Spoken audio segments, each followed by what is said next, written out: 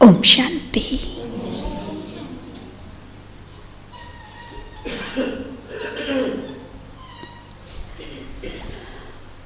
आज की मुरली में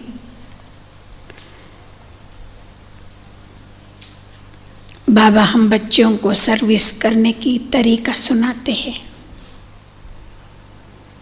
आज पूरी मुरली में आप सुनेंगे कि हम किस किस प्रकार से बाबा की सेवा कर सकते हैं। वैसे भी आप सभी ने सुना होगा कि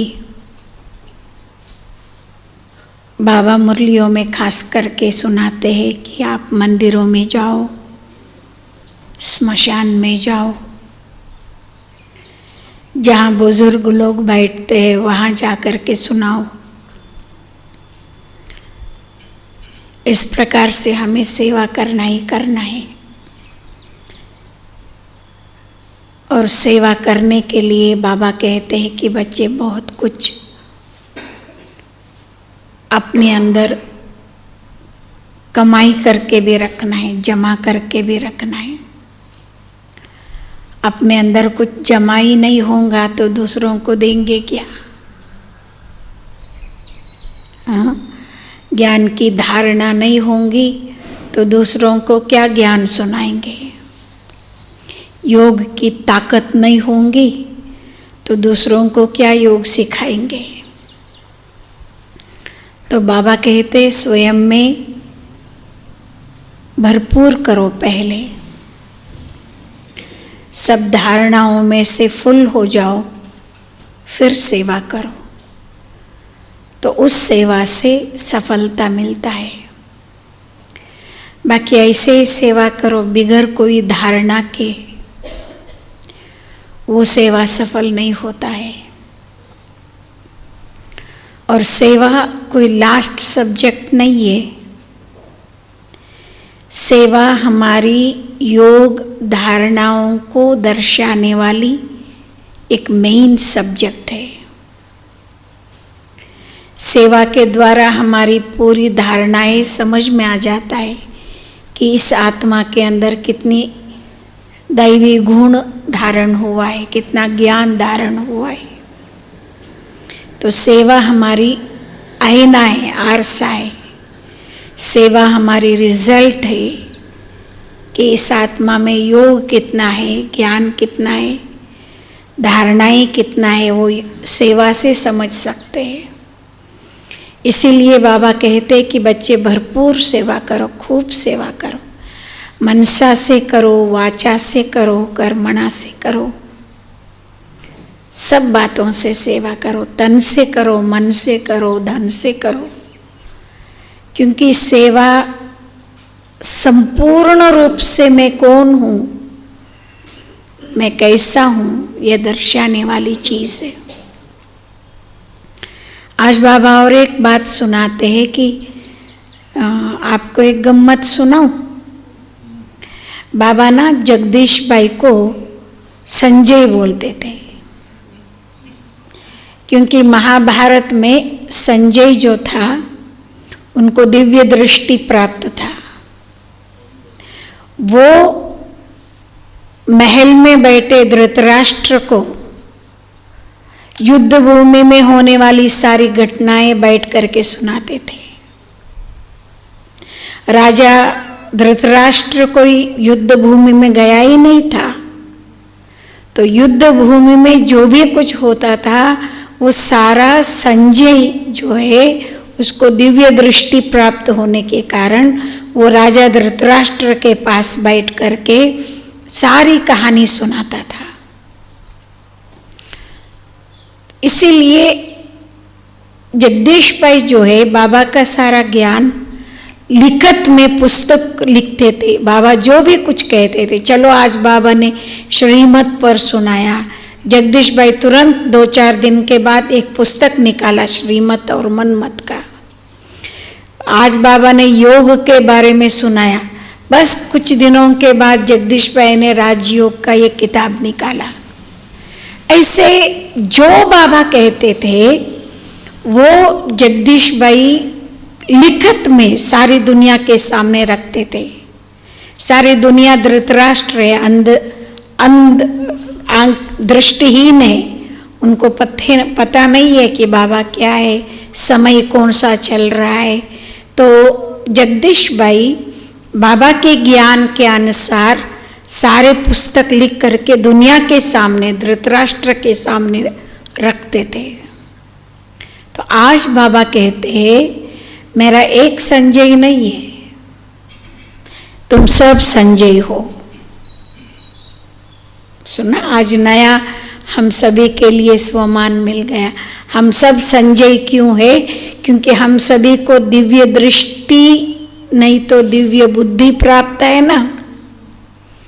किसी को दिव्य दृष्टि प्राप्त है तो किसी को दिव्य बुद्धि प्राप्त है ना। तो उस दिव्य बुद्धि के आधार से जाओ, जाकर के सेवा करो, सभी को बाबा का परिचय दो, सभी को समय का परिचय दो। अब समय क्या चल रहा है, बाबा क्या कहते हैं, कर्मों के परिचय दो, कौन सा कर्म करना चाहिए, कैसा करना चाहिए, ये संजय बनो। तो मेरे लिए एक संजय जगदीश भाई नहीं है, लेकिन तुम सब संजय हो, आज बाबा ने कहा। तो संजय बन करके हमें सारी दुनिया में जाकर के सेवा करनी है। कभी मंदिरों में चले जाओ, कभी स्मशान में चले जाओ, कभी ज्येष्ठ नागरिकों के पास चले जाओ, बुजुर्ग वालों के पास, बहुत सारी सेवा पड़ा है, बहुत सारी सेवा पड़ा है, जाकर के सेवा करो। उसमें कुछ सहन करना पड़ता है, कुछ देखना पड़ता है, कुछ लोगों का सुनना पड़ता है। नहीं, गालियाँ देते लोग सेवा करने के समय में। तुम्हाला नहीं माहिती का माहिती है ना? हाँ, सेवा करने आप निकलो ना, बहुत कुछ लोग बोलते हैं, तो ये सारा सुनना पड़ता है, सहन करना पड़ता है। पहले घर वालों का सहन करना पड़ता है, बाहर वालों का सहन करना पड़ता है। लेकिन आज बाबा कहते कुछ भी हो जाए, कुछ भी हो जाए, सहन करना पड़े, गालियाँ सुनना पड़े, सब कुछ सुन करके ये सब सहन करके भी आपको बाबा की सेवा करना है। करेंगे ना? हाँ। और दूसरी बात बाबा कहते मैं सरकार स्थापन कर रहा हूं, अर्थात राज्य स्थापन कर रहा हूं। तो राज्य स्थापन करने में हमारा क्या योगदान है? बाहर में भी देखो, सरकार ऐसे ही स्थापन नहीं होता है, होता है नहीं। पहले छोटा सा ग्राम सेवक बनता है, बाद में ये वार्ड मेंबर बनता है, फिर पता नहीं क्या क्या है ना, एमएलए बनता है, फिर राज्य सरकार के एक आदि मिनिस्टर बनता है, वगैरह वगैरह। होता है ना ऐसा, होता है ना ऐसा। तो आज बाबा बच्चों को कहते मैं गवर्नमेंट स्थापन करता हूँ। मुझे गवर्नमेंट स्थापन करने के लिए क्या किया, आप क्या करोगे? धर्म स्थापन करने के लिए हमारी पवित्रता और शांति की शक्ति चाहिए बाबा को। आप समझ रहे हो? हम बच्चों की पवित्रता की शक्ति से, शांति की शक्ति से, साइलेंस पावर से बाबा सत धर्म की स्थापना करने में मदद मिलता है। बाकी हम बच्चों की स्वयं की पुरुषार्थ के अनुसार हम जो जैसा पुरुषार्थ करते उससे राज्य की स्थापना होती है। तो बाबा आज पूरी मुरली में कहते मैं राज्य स्थापन करने आया हूँ, गवर्नमेंट स्थापन करने आया हूँ। गवर्नमेंट स्थापन लोग पक्ष बनाते, वो पक्ष फलाना पक्ष ये, लेकिन बाबा एक राज्य स्थापन करने आते हैं, एक धर्म स्थापन करने आते हैं। जो एक धर्म एक राज्य स्थापन करने में हम बच्चों का बहुत बड़ा योगदान है। तो आज बाबा कहते अपनी धारणाएं, स्वयं के पुरुषार्थ और खूब सारी सेवा करने से अपनी राज्य स्थापन हो जाता है। स्वयं में कितनी धारणाएं, स्वयं कितनी भरपूर है, और स्वयं की पुरुषार्थ किस स्टेटस से चल रहा है, उस अनुसार बाबा कहते तुम्हारा पद यहाँ ही निश्चय हो जाता है, और तुम जितनी सेवा करते हो उतना आपका प्रजा बनता है। सेवा ही नहीं करेंगे तो प्रजा नहीं बनेंगे, प्रजा ही नहीं बनेंगे, आप किसके ऊपर राज्य करोगे? किसके ऊपर राज्य करोगे? दीवारों के ऊपर? किसके ऊपर राज्य करेंगे? तो प्रजा बनाओ, प्रजा बनाने के लिए खूब सेवा करो, खूब सेवा करो, खूब सेवा करो। तो आज पूरी मुरली के अंदर बाबा सेवा की ही बातें सुनाते हैं। अब सुनेंगे हम बाबा की मुरली।